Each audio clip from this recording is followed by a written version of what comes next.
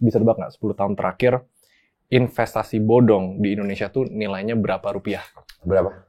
117 triliun. 117 triliun ditilep investasi bodong uang rakyat Indonesia. Termasuk option-option ini. Mengatasnamakan option itu.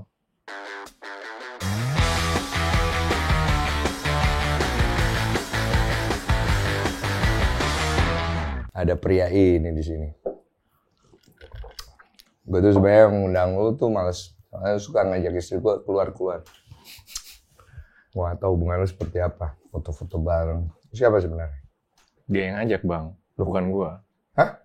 Bukan gue yang diajak. Istri gue yang ngajak? Iya, kayak gitu. Mas, lu jangan memutarbalikkan kata-kata. Gue sebagai orang baik aja kan, ya udah deh gue temenin ya, gitu kan. Emang istri gue sama lu hubungannya apa? Ya, sepupu. Sepupu ternyata. Iya sih. Dari bokap ya? Dari bokap. Bokap gue punya koko. Nah, itu dari sana. Single. Lu single beneran lu? Pacar gue kerjaan gue setiap hari dipanggil. Aduh. Norak banget si laki. Badan bagus, muka ganteng. Pacarnya kerjaan.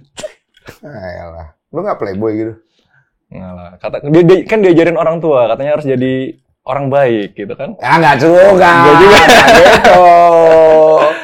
Lu jangan kayak platform-platform investasi itu ya. Langsung. Jual image bagus, belakangnya kita dibully ya kan. Thank you emang lu mau datang ke sini. Nah, kita bikin simpel aja. Gue pengen tahu tentang apa yang terjadi karena di luar sana banyak banget orang yang merasa dirugikan dari investasi. Wah. Investasi ya, investasi. Nah, sekarang investasi itu apa? Investasi. Pertama, ini ya, ini kan sekarang lagi simpang siur nih. Lagi ada banyak yang nyerang, ada yang bilang gini. Nah, gue di sini lebih coba fokus ke edukasinya. Biar sebenarnya yang lebih penting ya, kalau masyarakat udah tahu sebenarnya ini apa, jadi mereka yang bisa bikin keputusan sendiri gitu. Jadi, gue berusaha nggak nyerang siapa-siapa, gue akan pakai edukasi. Iya. Ya menurut lu tahu aja. Ya menurut gue tahu. Lu benar atau salah. Iya.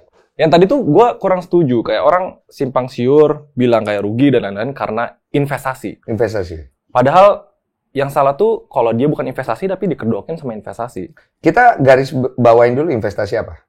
Investasi itu analoginya gini ya. Kita tuh menaruh uang kita di sebuah aset. Aset itu kata kunci. Harus ada bentuknya. Mau itu saham, mau itu reksadana, mau itu NFT bahkan, ya kan? Ada gitu. Jadi aset itu adalah sesuatu yang ada bentuknya. Bisa bentuknya dalam berupa virtual atau bisa bentuknya dalam berupa fisik. Iya. Kadang beli jam Rolex juga bilang investasi karena ada aset. Ada aset. Dan kita berharap aset ini naik harganya. Punya nilai tambah nanti. Apresiasi bahasa finance. Nilai apresiasi ya. Nah, sekarang tuh yang gua nggak setuju tuh banyak yang bilang ada satu platform tertentu, dia bilang investasi, padahal nggak ada asetnya sama sekali. Masuknya apa itu? Investasi atau spekulasi jadinya? Nah, itu jadinya masuk kategori spekulasi. Karena lu nggak punya asetnya. Oke. Gitu. Kalau investasi tuh lu harus punya asetnya, lu harus punya barangnya gitu. Mau saham, reksadana, mau apa gitu. Tapi kalau platform-platform yang sekarang lagi rame, itu tuh lu nggak punya barangnya sebenarnya. Orang kira lihat chart atau gimana, ini pasti langsung to the point nih kita bahas ini nih.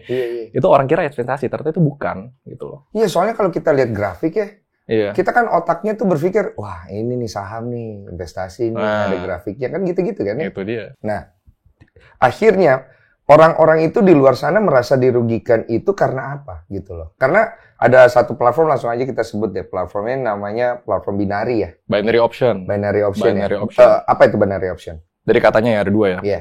B, ya kayak misalnya bisex ya, tapi ya itu analogi jelek. Ada dua. Artinya dia memiliki ada dua. Ada dua. 0 atau 1 gitu analoginya. Atau enggak 1 atau 2. 1 atau 2 deh. Oke. Option, pilihan. Pilihan, oke. Ya kita pilih. Antara 1 atau 2. Kita pilih 1 atau 2 nih. Kalau kita benar, kita menang. Oke. Kalau kita salah, kita rugi. Oke. Udah, sesimpel itu. Investasinya di mana? Nggak ada, karena kadang lu nggak punya aset, lu nebak. Oh. Gini, banyak yang bilang... Betting dong. Itu pas banget, betting. Nah, sebenarnya gue nggak... Ada yang bilang setuju, ada yang bilang nggak setuju. Tapi gue... Nggak setujunya apa? Kurang tepat soal kalau orang bilang itu trading. Menurut gue nggak tepat. Karena trading, atau bahasa Inggrisnya trade, bahasa Indonesianya kan pertukaran. Pas kita mengeluarkan sesuatu, kita tukar. Ada sesuatu ya pertukaran ya? Iya, kalau kita nukar kan harus ada sesuatu yang kita tukar. Benar, itu trade. Nah, sesuatu ini, tunggu, kita underline dulu. Sesuatunya harus dalam berupa barang. Bentuk. Aset. Oh, aset. Aset itu bentuknya bisa apa aja. Oke. NFT juga bisa dibilang sebagai aset. Oke. Nah, terus kita punya, kita tukar lagi, kita untung. Itu trade. Iya, trading. Saham itu trading. Iya. Kalau misalnya kita beli nih, itu kita beli dari orang. Pas kita jual di harga tinggi, kita jual ke siapa? Jual ke orang, ada yang beli di sana, ada pertukaran. Iya. Nah, binary options kurang tepat kalau menurut gua untuk bilang trading karena nggak ada pertukaran barang. Yang lu lakuin itu betting. Kayak ada 2 kuda nih. Kuda mana nih yang menang?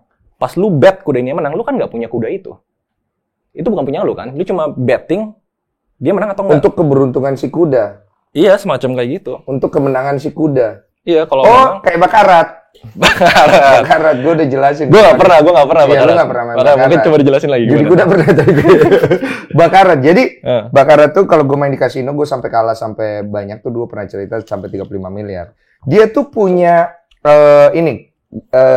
statistik. Kalau main bakarat itu kita milih antara kita pasang di player atau di banker. Jadi statistiknya itu nanti kelihatan. Oh, biru. Oke, berarti player menang terus. Merah itu banker. Oke, biasanya kalau sudah biru udah 4 kali. Ini ancang-ancang pasti kan banker. Ya kan nggak mungkin biru menang terus. Nggak mungkin menang terus. Gitu. Walaupun ada chance persekian persen, dia bisa sampai melengkung. Seperti huruf L, artinya dia bisa sampai 10 kali. Tapi in the end of the day-nya pasti dia akan ke banker. Jadi kita harus menebak keberuntungan kita nih. Wah, ini feeling gua nih abis ini dia banker. Menangnya dan kalahnya biasanya banyak di situ tuh. Nah, pada saat gua taruh feeling gua lagi ke banker nih, petang gua double nih berkali-kali lipat kan. Dang. Gua kalah abis. Tapi begitu habis bro, karena kan kita gini loh, kalau kita main kan kita berspekulasi dong jadinya kan. Oh, gue mau nyari 1 juta nih, gue taruh di player 1 juta. Tang. Wah, menang 1 juta. Tadi niatnya jadi 1 juta. Kok menang ya? Taruh lagi. Ding. Menang lagi. Main terus. Candu ya? Iya, candu. Ujung-ujungnya kalah. Atau ujung-ujungnya menang. Kita pulang ke rumah. Mikir. Kok gampang ya menangnya ya? Iya. Itu kalau menang. Oh, gampang menangnya gitu. Biasanya di awal menang, bro. Biasanya. Oh ya? Di awal menang. Ciri-ciri dari betting itu di awal biasanya menang. Itu keberuntungan pemula istilah kita. Oh ya, gue udah tahu. Main lagi nih. Kok kalah? Wah, gue mau ngembalin modal gue. Pergilah gue ke ATM. Ambillah dikit. Tadi bawa 1 juta, 10 juta. Biar cepet baliknya. Loh, kok kalah lagi? Ya kan? Ambil lagi. Kok kalah lagi? Udah, kesirep. Iya, karena kalau kita ngomong perjudian ya sebenarnya, itu tuh kalau di luar kan ada yang legal, ya kan? Di luar negeri. Dilegalin sekalian. Iya, memang udah kayak gitu loh. Tapi mereka tuh didesain untuk bikin orang bercandu gitu loh. Emosinya dimainin kayak, ya itu sih. Mau menang jadi pengen coba lagi, mau kalah jadi pengen balesin lagi gitu. Jadi akhirnya emosi itu yang bikin orang sampai pinjol, sampai apa, itu yang bahaya banget. Berarti sebuah sistem yang dipersiapkan atau sebuah wadah yang dipersiapkan untuk memanipulasi emosi kita secara kita sadar maupun tidak sadar. Iya, itu yang menurut gue bahaya ya tentang judi ya sebenarnya. Nah, kalau binary option, lu udah pernah coba belum? Aduh, gue tuh takut ya bahas ginian ya. Aduh. Binary option, iya serem sih ya. Gue terlalu pakai edukasi. Gue disclaimer. Abis ini account lu hilang. Iya, banget sumpah. Gue disclaimer dulu nih. Iya, disclaimer dulu. Binary option itu sebenarnya platformnya tuh dulunya tuh sebenarnya bukan kayak sekarang. Dia tuh diciptakan untuk hedging awalnya, itu bahasa finance, tapi kita lebih simpel lagi ya. Tapi sekarang binary option jadi didesain kayak ya orang bilangnya katanya mirip judi gitu. Katanya. Tapi platformnya sendiri tuh sebenarnya bisa beroperasi dan gue ke websitenya. Itu lengkap tulisannya. Kayak memang ini cara menangnya begini, cara kalahnya begini, ini platformnya begini. Dia jelas gitu. Jadi kalau orang daftar ke sana tuh memang dianya tuh sebenarnya nggak nipu lah sebenarnya.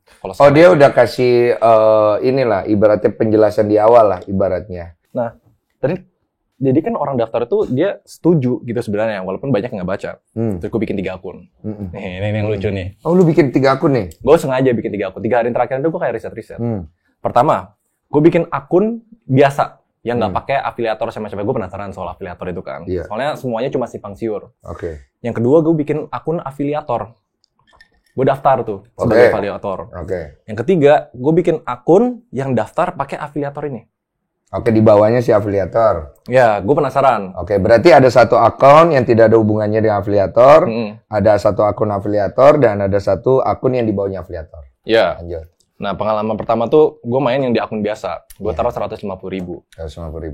Gue bilang ke tim gue, ini kan buat riset. Udahlah, ya udah. Iseng aja. Main. Ya kayak lu ceritain tentang Bakarat itu, Bang. Iya. Gue tebak asal. Lu asal ya? 150.000 jadi 700.000-an. Dalam waktu? Nggak nyampe setengah jam.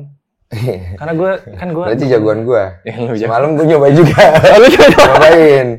Itu pakai akun demo. Gue niatnya kalah. Jadi gue pencet-pencetnya sembarang naik turun. 1 menit menang 2 juta. Buset. 1 menit menang 2 juta. Akun demo. Lanjut. Nah itu udah kan, udah terus yang itu pertama ya, yang gue rasain ya. Iya. Gue udah ngelakuin trading, gue udah ngelakuin investasi, gue udah ngelakuin apa. Saham gue tiap hari bisa tuh ngeliat itu. Tapi pas gue main ini gue nggak tahu kenapa emosi gue lebih terpancing gitu. Karena UI-nya tuh dibuat seakan kayak balapan gitu loh. Chartnya balapan, ada waktunya gitu. Akhirnya bikin orang penasaran. Tim gue sampai jadi penasaran. Terus gue sampai mikir, apa ini desain untuk bikin orang penasaran? Tapi ya udahlah, itu topik lain kan. Akhirnya bet terakhir, gue rugiin. Loss langsung, 0. Sampai 0. Karena gue betnya langsung semua duit gue. Ya kan, gue sengaja penasaran. Ya udah, akun itu ludes. Gue cuma dapetin experience-nya. Iya. Gue coba akun yang di afiliator. Jadi sistemnya mereka itu kalau lu menang, lu tuh uangnya nggak 2 kali lipat. Jadi misalnya lu taruh 10.000, kalau lu menang di akun ini, gue dapat 8.000 lah sekitar segitu. Kalau menang, jadi 18.000. Tunggu. 10.000. Jadi kalau lu menang, lu modal lu 10.000. Terus kalau lu menang, gue jadi 18.000, sekitar segitulah. Oh, enggak 10.000. Enggak 2 kali lipat, enggak. Tapi kalau kalah sampai 0. Iya, jadi kayak nggak imbang sebenarnya. Nggak imbang. Kalau menang nggak menang full, tapi kalau kalah full. Gitu. Lanjut. Itu yang gue pelajarin. Iya. Nah, tapi yang lumayan unik, ini gue nggak tahu ya, kan gue masih pemula, gue baru daftar. Kalau gue pakai akun yang afiliator ini, gue taruh 10.000 nih misalnya, gue bet, gue menangnya 4.000. Oh, lebih kecil? Gue nggak tahu kenapa lebih kecil dibanding yang nggak afiliator. Gue pikir mungkin bagi hasil, mungkin gimana gitu kan. Nah, terus gue trading, gue bukan trading, gue betting, ya kan? Kerennya trading. Masa ya lu ngomong ke orang, bisnis lu apa? Betting, nggak mungkin. Iya, trading, dapat uangnya dari mana? Trading dong. Iyalah, keren. Lanjut. Udah, gue betting, terus rugi. Gue abisin sampai 0. Yang pakai account? Afiliator, Lu kalah lah. Karena gue penasaran sebenarnya afiliator dapat atau enggak. Terus gue ada screenshotnya tim gue bikin kan. Jadi afiliator tuh bisa lihat si trader ini yang diajak aktivitasnya gimana. Afiliator bisa lihat si yang trader yang masuk di bawah lu itu aktivitasnya. Iya, jadi kayak dia deposit berapa. Bisa dipantau. Dia dipantau $10. Dia pas dia trading kedua berapa nih? Apa sih namanya? Akunnya udah berapa jadi berapa. Nah, di afiliator gue kan ada satu kolom namanya profit. Itu gue asumsi gue sebagai afiliator dapat dari sana kan. Ya. Dia udah trading ke 1, 2, 3 sampai 7, dia masih ada saldo, gue dapetnya dikit banget memang sebagai afiliator. Tapi pas akhirnya orang trading ini yang akun ini dihabisin sampai balance-nya 0. Dia habis, dia kalah, tinggal 0. Gue kalahin. Tiba-tiba gue dapat. Kayak gue dapatnya nanti di screenshot gue bisa kasih lihat sih. Gue dapatnya tuh $6 dari akun ini yang $10 isinya. Jadi hampir 60% ya berarti ya? Hampir 60%? Iya. Nah okay. Itu eksperimen pribadi gue sebagai orang yang sebenarnya nggak terlalu expert, gue penasaran doang gitu kan. Tapi karena gue belum coba withdraw, belum coba tarik duitnya, karena minimal harus $10 katanya. Terus tim gue katanya, aduh ya udahlah, gitu cuma mau penasaran doang. Nah itulah sistemnya gitu. Nah sebenarnya menurut gue sistem ini dia udah tulis lengkap di websitenya. Jadi sebenarnya dia nggak menipu siapa-siapa. Oh dia udah tulis? Dia tulis kok di website afiliasinya. Iya. Earn up to 70% revenue sharing. Kalau lo jadi afiliator? Iya, 70%. Terus ada skema-skemanya juga. Kalau orang top up di bawah $20, lu pembagiannya 50. Kalau orang top up di atas 300 juta, lu pembagiannya 70. Jadi pembagian lu tuh makin gede kalau yang lu ajak top up makin gede gitu. Itu makanya ada VIP, VVIP. Mungkin. Itu yang gue pelajari ya. Iya. Sebenarnya kalau masyarakat tahu bahwa sistemnya begitu dan dia setuju dia memasuk ini untuk spekulasi, ya sudah itu resikonya sendiri gitu. Iya. Harus, makanya PR gede itu gimana cara kita edukasi masyarakat untuk tahu, lu kesini tuh bukan investasi loh. Lu harus tahu ini spekulasi loh. Kalau orang tahu ini spekulasi, ya masa iya lu ke tempat perjudian taruh semua uang yang lu punya, lu gade rumah dan lain-lain kayak gitu, itu kan nggak make sense gitu. Oke, berarti dia tidak punya produk untuk di-trade. Dia hanya punya grafik, naik turun yang lu harus menebak dalam waktu sekian waktu. Iya. Dan lu berharap lu menang. Benar. Iya kayak gitu. Tapi kan banyak ada yang bilang karena chartnya itu berdasarkan chart asli. Jadi chart aslinya tuh misalnya ada kayak Bitcoin ya. Harga Bitcoin kan setiap hari naik turun tuh ada chart aslinya.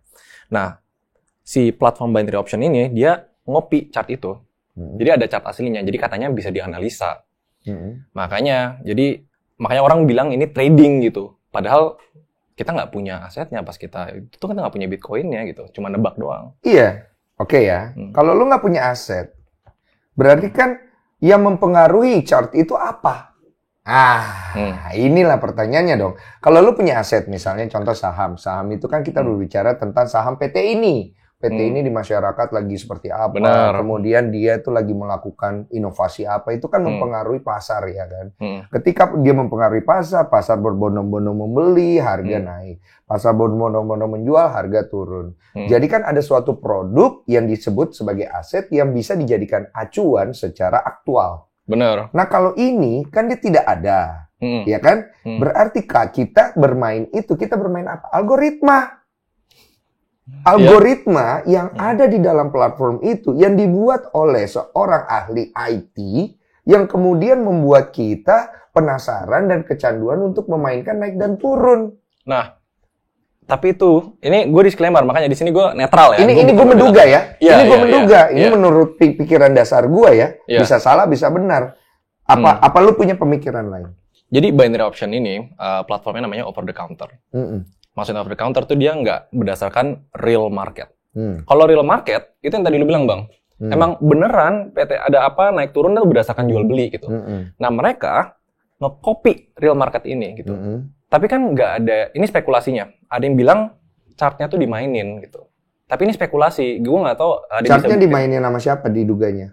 Sama platformnya, sama. Jadi kalau orang yang harusnya menang nih, dibikin kalah, baru dinaikin lagi gitu. Jadi platformnya bisa mainin, itu spekulasinya. Tapi hal kayak gitu tuh belum ada yang bisa bawa buktinya. Belum bisa dibuktikan. Iya kan? Jadi diduga lah. Diduganya kayak itu gitu. Itu hanya dugaan, bisa benar bisa salah gitu. Tapi sebenarnya konsepnya tuh kayak gitu, dia ngopi dari real market. Iya, berarti kan kalau yang gue bilang tadi, karena tidak ada asetnya, maka yang memainkan itu adalah sebuah algoritma. Algoritma ini kan dibikin sama orang. Orang itu membuat algoritma ini supaya kita bisa mengikuti chart itu kan. Kita dulu naik turun ya kan. Yeah. Berarti kan ada yang memantau. Sebuah sistem yang memantau. Tapi memainkan, apa itu dimainin, kita nggak tahu.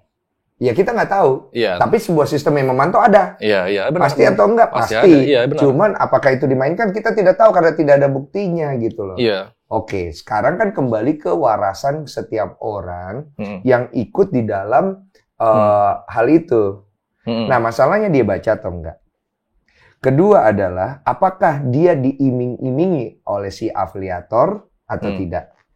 Itu kan harus punya bukti-bukti untuk bisa mengemukakan ketidaksetujuan dia atau kerugian dia. Lu lihat nggak ada yang banting laptop? Iya, gue lihat. Si Pak siapa namanya? Pak Mara ya? Pak Maru ya. Pak Maru, iya. Lu kenal? Enggak, gue cuma nonton doang. Karena gue riset kan. Iya. Dia banting. Sayang juga laptopnya. Ya, kalau udah kalah nggak sayang sih. Dia kalah banyak banget soalnya dia bilang 500 juta ya kalau salah ya. 500 juta lebih ya. Iya. Menurut lu kalau lu tonton dia marah kenapa? Menurut lo aja. Gue tuh takut ya, ini kayak kesannya kayak nggak, dia marahnya kenapa? Ya pasti dia marah karena dia rugi gitu kan. Itu satu. Tapi pertanyaannya, ruginya karena apa? Karena apa? Nah, itu kan kita nggak bisa. Ya lu tangkap dia barang rugi karena apa? Dia, kalau yang gue tangkap, dia tuh rugi karena dia merasa ditipu. Dia merasa dijerumuskan. Dia merasa kayak kata-katanya tuh dari afiliator ini kayak, oh ya coba dan lain-lain gitu. Tapi kita harus lihat dua sisi kan. Dari orang yang mengajak gitu, misalnya dari afiliator, dia bilang, nggak ada tuh gue menjerumuskan. Jadi kayak gini tuh balik lagi ke persepsi. Ada yang pernah bilang kayak gini gue ya, kalau soal binary option, soal investasi apapun, itu tuh ada risikonya. Pasti, semua tuh ada risikonya. Pasti. Kalau kasusnya begini, salah atau benar itu menurut gue udah bukan masalah secara legal atau gimana ya. Kalau secara legal dia ilegal, for sure gitu. Tapi kan kalau orang daftar ke platform itu, dia setuju bahwa dia mendaftar di platform luar negeri. Pas dia deposit, pas dia taruh duit, itu duitnya bukan di Indonesia, jadi nggak bisa ditolong Indonesia. Itu legal. Tapi menurut gue yang topik yang menarik, salah benarnya itu moral. Itu yang lebih menarik sebenarnya kan. Moralnya ya. Ya menurut lu gimana Bang? Menurut lu coba gue mau dengar dari lu, moralnya gimana? Moralnya tuh, jadi mungkin secara teknis tuh nggak salah, mungkin nggak ada salahnya gitu, karena secara teknis, karena memang tertera semuanya, memang buktinya saya tidak pernah mengajak gimana, saya mengajari yang benar, gue nggak bohong. Kalau di hukum tuh ada namanya false advertising. Kalau misalnya gue ngomong A tapi kenyataan B, itu salah. Itu salah, itu false advertising. Tapi kan banyak orang sekarang pinter. Dia main di gray area. Dibilang kayak, ini terbaik gitu loh. Tapi terbaik kata siapa? Tanda petik. Nah itu tuh nggak salah gitu. Tapi moralnya benar nggak gitu? Karena dia tahu dia menggunakan emosi misalnya. Karena dia tahu misalnya masyarakat Indonesia tuh nggak baca sampai full.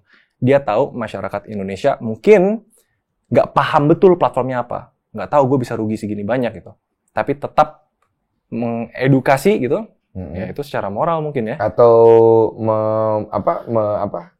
menginfluenskan lah ibaratnya. Menginfluenskan gitu. Oh, lebih kembali ke moralnya. Kalau menurut gua. Coba kita analogikan ya.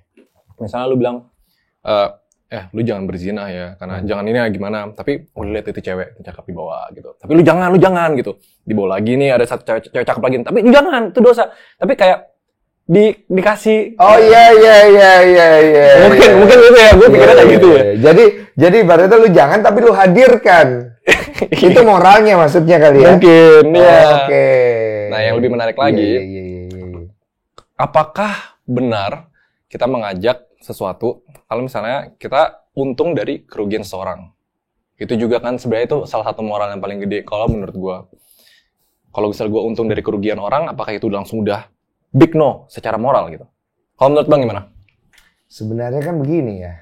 Kalau ada yang rugi harus ada yang untung.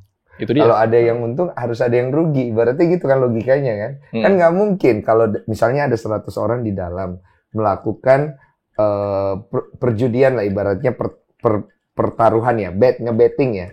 Kan uang-uang dia juga yang di-betting diputar-putar ya kan ibaratnya kan. Iya. Nah pasti kan harus ada yang untung, harus ada yang rugi kan. Iya benar. Nggak mungkin semuanya untung. Kalau semuanya untung siapa yang rugi? Oke, pas nih. Gue mau mengedukasi sedikit juga nih. Cakep. Gimana caranya platform binary option ini make money? Karena ini penting, ini fundamental kan. Kalau misalnya kita taruh 10.000, kita untung, binary option-nya yang bayar kita. Jadi analoginya simpelnya ya, kalau kita sebagai user kita untung, merekanya rugi. Benar kan? Karena mereka yang bayar kita kan. Mungkin dari loss-nya orang lain, mungkin dari apa nggak tahu. Tapi kalau misalnya kita rugi, misalnya kita taruh 10 juta nih, kita rugi 10 juta itu jadi punya binary option. Nah, jadi binary option itu kayak platform kayak gini, itu berharap kerugiannya lebih gede daripada keuntungannya. Nah, udah kayak gitu. Terus statistik dari ASIC ya, dari internasional itu, 80% orang yang main binary option itu lose money. Oke, 20% yang menang. 20% yang menang. Makanya kan kalau misalnya ada 20% yang menang, susah juga kita bilang itu penipuan. Enggak juga dong, karena tetap ada yang bisa menang. Sebenarnya sama juga kayak saham, bisnis, banyak juga yang nggak menang, nggak sukses, akhirnya rugi gitu. Tapi ada juga yang menang. Makanya ini tuh kompleksnya baik dan benarnya itu balik lagi ke moral. Cuma kalau kita ngomongin aset atau investasi, ada sesuatu yang bisa kita gunakan secara kepintaran kita untuk mengevaluasi pasar berdasarkan fakta aktual untuk bisa memenangkan atau menjadi bagian, anggaplah dari 20% itu. Kalau tidak ada asetnya, yang lu evaluasi apanya? Keberuntungan lu. Ya kan? hawa nafsu lu, ya kan? Hoki-hokian lu, bukan sebuah berita atau sebuah edukasi atau sebuah fakta yang ada di luar. Jadi jatuhnya adalah begini nih. Ini coba gua pilah dikit ya. Bisa salah, bisa benar ya. Ada 100 orang bermain sebuah options ini kan. Kalau 100 orang ini menang, yang bayar sih punya platform ini. Punya platform, entahlah dari mana uangnya. Tapi secara data ada 80% yang kalah. 20% yang menang. Dari 20% yang menang ini, mereka belajar untuk mencari kemenangan paling aman. Oke? Iya dong. Ya, kemenangan paling aman adalah orang tengah. Gua main nyari-nyari cuan dikit, tapi gue bisa dapat cuan dari kekalahan orang yang ada di bawah gua. Ini secara logika gua ya. Iya, kalau yang tadi kita jelasin kayak gitu ya. Secara logika gua ya. Oke. Nah, kemudian si pemilik platform ini, ya kan? Anggaplah seseorang ini, pemilik platform ini, dia sederhana berpikirnya. Ini menurut dugaan gua. Bikinin gua platform. Gue pengen di sini platform ini membuat orang itu kalah, yang menang cuma 20%, yang kalah 80%. Gue share deh kemenangan gue 20% buat mereka. I get 80%. Oke, bikinin gue satu lagi konsep di mana ada orang tengah, kita share dia berapa persen, but I still win. Bisa dong, bisa bro. Sebenarnya bisa gitu. Ya, bisa, tapi kan nggak tahu kebenarannya. Nggak tahu, makanya sekarang tuh kebanyakan tuh masih kayak katanya-katanya. Katanya-katanya kan. Nih, tapi intinya ya, kalau menurut gue opini pribadi sebagai yang mencoba menolong orang secara finansial. Intinya, jangan bilang sesuatu itu investasi kalau dia bukan investasi. Jangan bilang bahwa sesuatu itu nggak ada risikonya, padahal dia risikonya gede banget. Itu yang salah total. Itu makanya investasi bodong marak di Indonesia. Lo tau nggak Bang? Bisa tebak nggak 10 tahun terakhir investasi bodong di Indonesia tuh nilainya berapa rupiah? Berapa? Bisa tebak nggak? Berapa juta, miliar gitu? 100 miliar? Dekat 117 triliun. 117 triliun ditilep investasi bodong uang rakyat Indonesia. Termasuk option-option ini? Mengatasnamakan option itu. Ada kemarin, contohnya kemarin gue masuk tiba-tiba di invite ke grup Telegram. Gue bilang, Anda ingin cepat kaya, Anda ingin dana untuk rumah, Anda ingin dana untuk anak, keluarga, dan lain-lain, taruh 1 juta di kita, nanti jadi 25 juta. 99% aman.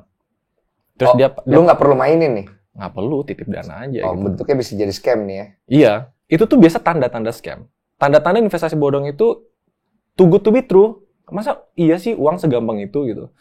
Akhirnya ditaruh, kabur, malah kita sampai pinjol sampai aman, itu banyak banget ceritanya. Gitu. Awal mula skema Ponzi juga? Ya, Ponzi juga bisa bilang kayak gitu. Wah, gila ya, ternyata 2 tahun belakang ini udah banyak ya. Gue tuh baru ngikutin dari awal itu, teman-teman udah pada tiba-tiba banyak yang mainan trading dan segala macem. Terus gue ngeliatin, ini pasti ada yang nggak beres nih, nggak mungkin semuanya beres kok. Tiba-tiba lu bisa dapat duit instan dengan cepat. Gue bilang kan is impossible gitu menurut pengalaman hidup gue. Tapi ternyata ada edukasi di dalam yang harusnya membuat kita seperti apa yang lu bilang tadi. Pertama, lu lihat dulu. Kalau kaya cepat itu, ya jalannya cuma ngepet. Ya.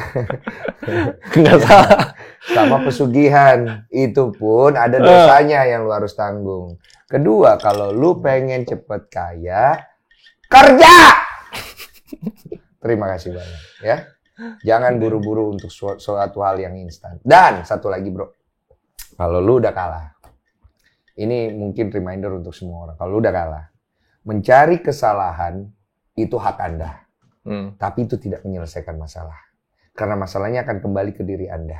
Anda mau bangkit dan berhenti. Atau mengambil jalan lain yang lebih baik.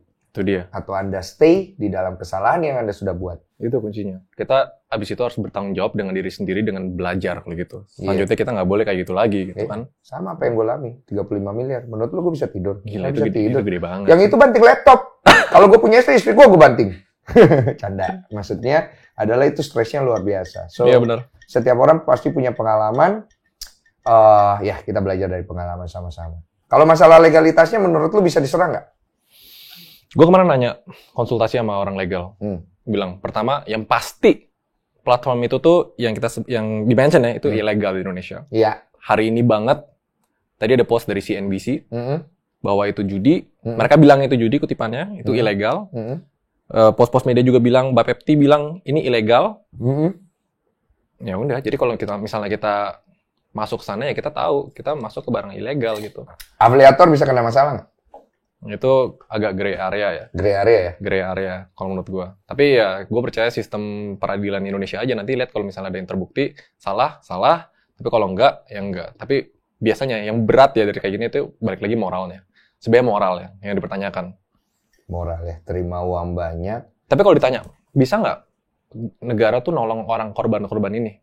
Tujuannya negara Indonesia membuat regulasi adalah untuk menjaga rakyatnya. Kalau misalnya dia legal beroperasi Indonesia dan ternyata dia macam-macam, negara bisa ambil tindak gitu. Nah, karena ini ilegal di Indonesia, dia nggak bisa ambil tindak. Jadi platformnya itu nggak bisa disentuh. Karena pas kita daftar, ya kita tahu ini legal dan kita daftarnya di luar negeri gitu. Pertanyaannya kan adalah kenapa negara membiarkan platform ini ada di Indonesia? Sebenarnya enggak. Enggak ya? Kalau lihat historinya, sampai platform-platform, dia ada domain website ya. Sampai website itu diblok. Setiap website diblok, platform ini ganti website, diblok lagi, ganti website, diblok lagi. Sering kok kayak gitu terjadi gitu. Tapi dia website ini tetap ada gitu. Dia punya caranya untuk hadir di Indonesia. Iya, dia tetap caranya gitu. Mungkin ada faktor influence juga bikin orang penasaran, oh gini caranya misalnya pakai sistem apa, cara untuk akses. Karena ada cara-caranya. Iya, sama kayak kita nonton bokep. Bokep itu kan udah ditutup. Udah tutup, benar. Tapi kan kita bisa pakai akses yang lain. Iya, itu benar. Kan kembali ke manusianya lagi gitu. Benar. Itu kembali ke manusianya lagi. Berarti seperti apa yang Tuhan katakan, serakah itu tidak baik. Mari kita sama-sama belajar. Dan saya sudah belajar. Semoga saya tidak mengulangi kesalahan saya. Thank you. Iya. Nanti ngobrol lagi. Kerja!